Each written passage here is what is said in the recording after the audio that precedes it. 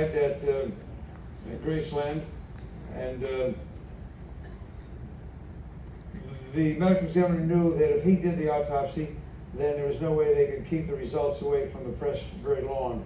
And so he said, I relinquished jurisdiction, but he knew that an autopsy had to be done. So an autopsy was done by a private pathologist at Memphis Baptist Hospital. And before that pathologist completed his autopsy, and obviously long days before any toxicological testing could be done, Jerry Francisco, the medical examiner who had relinquished jurisdiction, is announcing at a news conference that Elvis died from an enlarged heart. He did not have an enlarged heart, minimally enlarged. What he died from were 12 central nervous system depressant drugs. 12 CNS depressant drugs. And that's what killed Elvis Presley, and they covered it up. They, at that time, 1 out of every 4 American families, and 1 out of 4 contained some memorabilia of Elvis Presley, a record, something of Elvis Presley. That's how popular he was.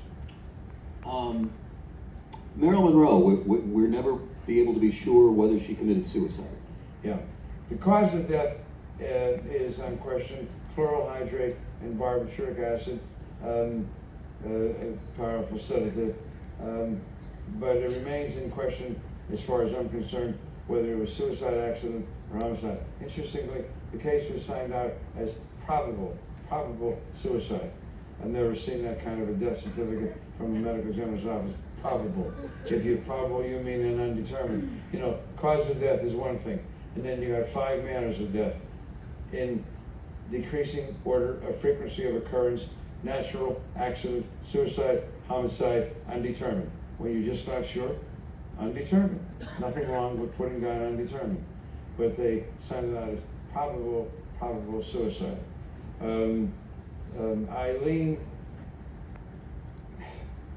it's hard to say. She had sexual dalliances with John Kennedy.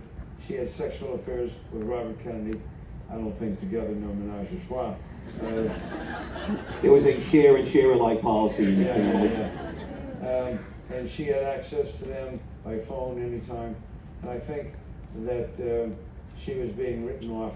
Bobby Kennedy, in fact, visited her that day. The day she committed suicide, the day she died. I have no way of knowing what transpired, but my surmisal is that Bobby Kennedy went there to tell her, Marilyn Monroe, you gotta back off. You ever see her sing "Happy Birthday, Mr. President" at Madison Square Garden? And there's going to be running for president and re-election the next year. So I think she had good reason. She couldn't reach them anymore. She was out of touch with them. They were ignoring her, and I think it could have been suicide for that reason. She was dejected. She could have taken one drug, forgotten, taken more with an accident. She could have done it. Somebody could have done it to her. Could have been a homicide. I'm not certain about the manner of death of Marilyn Monroe, but the cause of death is clear. Lovely young woman who was taken advantage of by many people. It's a shame. I could ask you a million more questions, but maybe we should let